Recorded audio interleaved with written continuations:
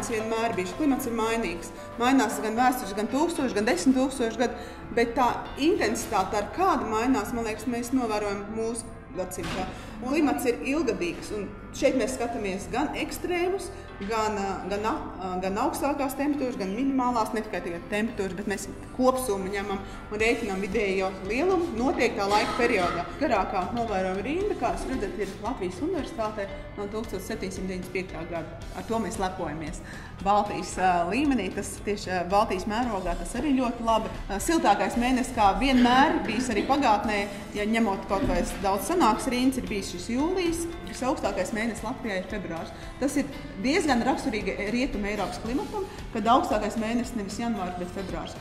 Jūlijā šī vidējā gaisa temperatūra izmainījusies par pēdējiem 30 gadiem 17,4 grādi. Vislielākais nokrišņu daudzums mūsdienu gada griezumā ir reģistrēts 2010. gadā. Kopumā, ja mēs skatāmies pa Latviju, tie ir 853 mm, skaitot vidējos lielums Latvijā. Mūsdienās ekstremālās parādības ir tās, kas sevī ietver neparastus, ļoti retus laikapstākļus, stiprus, sezonai neraksturīgus, un tāpatās apstākļus vēsturiski, kas atrodas vēsturiski novēroto, piemēram, novēram gala robežās, tos mēs varam teikt, ka tās ir ekstremāls.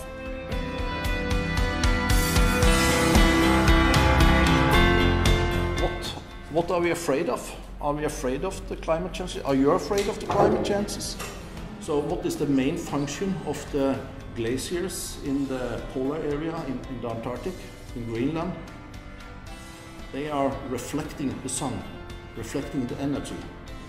So when we melt away this ocean ice in the North Pole, then we will have more energy getting into the water. What is this meaning? What is the function of this melting? This will be fresh water mainly. Some of it will go to the atmosphere, so it will be a higher balance of atmospheric vapor in some areas, but in other areas it will be less.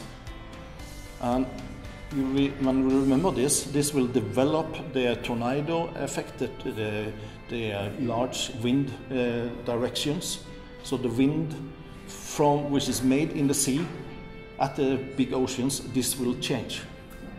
So this can change some of the current of magma, and this can influence then on new continental drifts. So then we can have a new epoch of bigger changes of the continents. But altogether we have about more than 70 parameters, which is parameters of influence to climate. What will be the consequences? The ecosystem will change, absolutely. And agriculture and fishery will change, and it will be dramatic a lot of places, and mostly this will be negative dramatic influences. And one of the biggest problem is the energy, because all this need a demand of energy.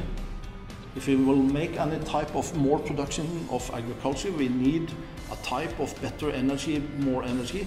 But how to solve this when we are not having the oil in 100 years? Most of the oil will be gone away.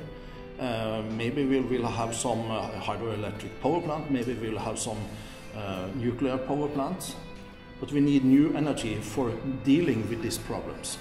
That's one of the biggest problems within all this. How to get energy, new energy.